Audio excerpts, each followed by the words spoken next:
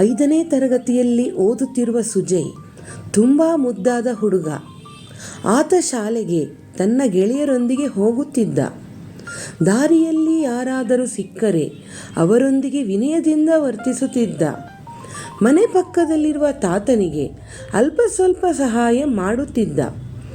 ತನ್ನ ಶಾಲಾ ಪಾಠಗಳನ್ನು ತಾನೇ ಓದಿಕೊಂಡು ಉಳಿದ ಸಮಯದಲ್ಲಿ ಅಮ್ಮನಿಗೂ ಮನೆಯ ಕೆಲಸದಲ್ಲಿ ಸಹಾಯ ಮಾಡುತ್ತಿದ್ದ. ಇವನ ಈ ಗುಣದಿಂದ ಸಂತೋಷಗೊಂಡ ತಾತ ಇವನಿಗೆ ಉಡುಗೊರೆಯನ್ನು ನೀಡಿದರು. ತಾತ ಕೊಟ್ಟ ಉಡುಗೊರೆಯಿಂದ ಅವನ ಜೀವನವೇ ಬದಲಾಯಿತು. ಸುಜಯ್ ತರಗತಿಯಲ್ಲಿ ಪ್ರಥಮ ಸ್ಥಾನ ಗಳಿಸಿದ್ದ. ಆದರೆ ಇವನ ಈ ಏಳಿಗೆ ಇವನ ಗುಣವನ್ನೇ ಬದಲಾಯಿಸಿತು. ಸ್ನೇಹಿತರೊಡನೆ ಅಸಭ್ಯವಾಗಿ ವರ್ತಿಸತೊಡಗಿದ. ತನ್ನ ತಾಯಿಗೂ ಯಾವ ಸಹಾಯ ಮಾಡದೆ ಅವರಿಗೇ ಗದರಿಸತೊಡಗಿದ. ಅಲ್ಲದೆ ತಾತನಿಗೂ ಗೌರವ ಕೊಡುವುದನ್ನು ನಿಲ್ಲಿಸಿದ.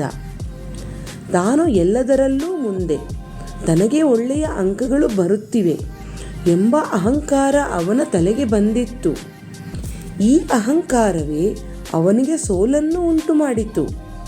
ಒಳ್ಳೆಯ ಅಂಕ ಬರುತ್ತಿದೆ ಎಂಬ ಭ್ರಮೆಯಲ್ಲಿ ಆತ ಹೆಚ್ಚು ಓದದೇ ಇದ್ದುದರಿಂದ ಸುಜಯ್ಗೆ ಪರೀಕ್ಷೆಯಲ್ಲಿ ಏನೂ ಬರೆಯಬೇಕೆಂದು ತೋಚದೆ ಅನುತ್ತೀರ್ಣನಾದ. ತನ್ನ ಕಡಿಮೆ ಅಂಕಗಳನ್ನು ಮನೆಯಲ್ಲಿ ಹೇಗೆ ತೋರಿಸೋಣ ಎಂದು ಯೋಚಿಸುತ್ತಾ ಮನೆಗೆ ಹೋಗುವ ದಾರಿಯಲ್ಲಿ ಹಾಗೆಯೇ ಕುಳಿತ. ಆತನಿಗೆ ತನ್ನ ತಪ್ಪಿನ ಅರಿವಾಗಿ ತಾಯಿ, ತಾತ ಹಾಗೂ ಸ್ನೇಹಿತರೊಡನೆ ಕ್ಷಮೆಯಾಚಿಸಿದ.